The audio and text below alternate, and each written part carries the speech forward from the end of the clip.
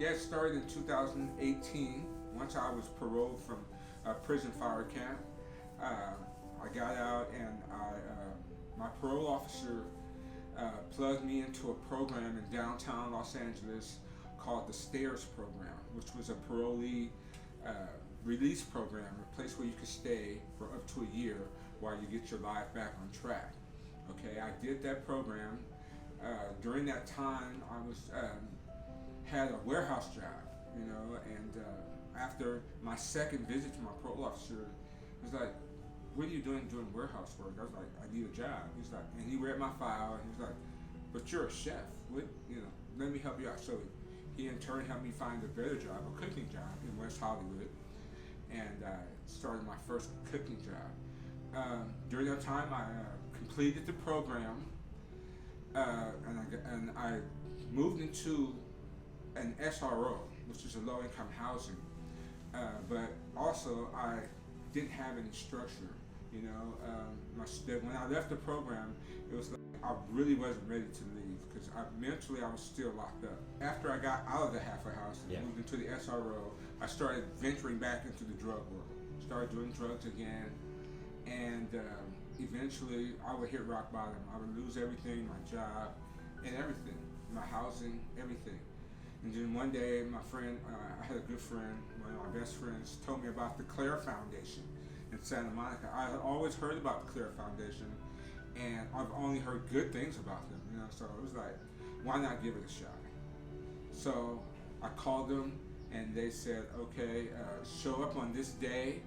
We don't have any vacancies, but if one of the people that's supposed to show up with you today doesn't show up, then you're in, right? And so I went there with the intention of not getting in, not anticipating getting in.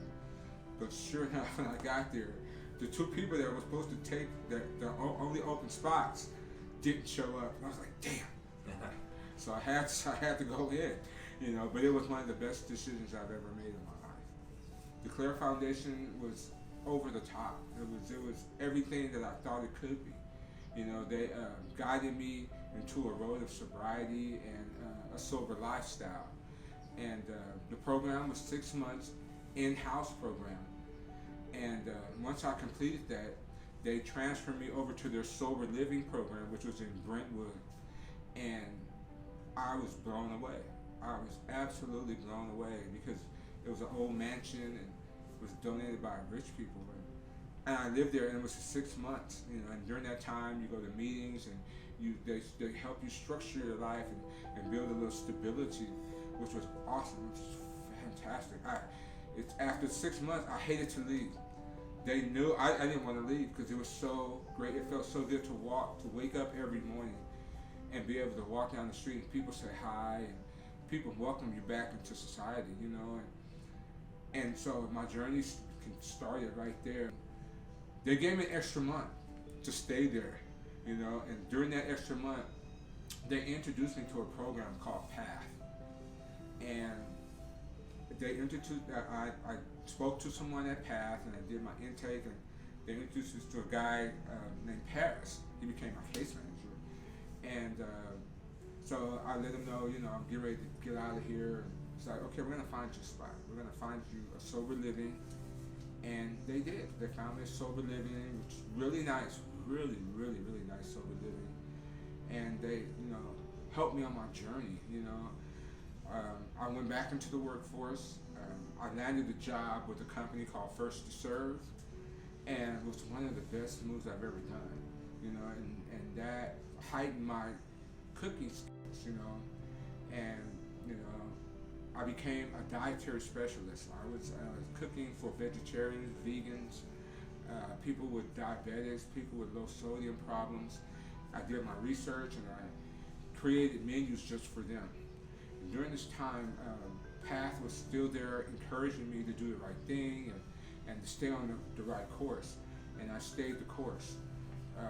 After being at the sober living for about maybe 9 months, the owner was like, he brought us all into the living room. He was like, I can't do this anymore. So he said we had to move. And within 30 days, and I'm like, oh shit, what am I gonna do?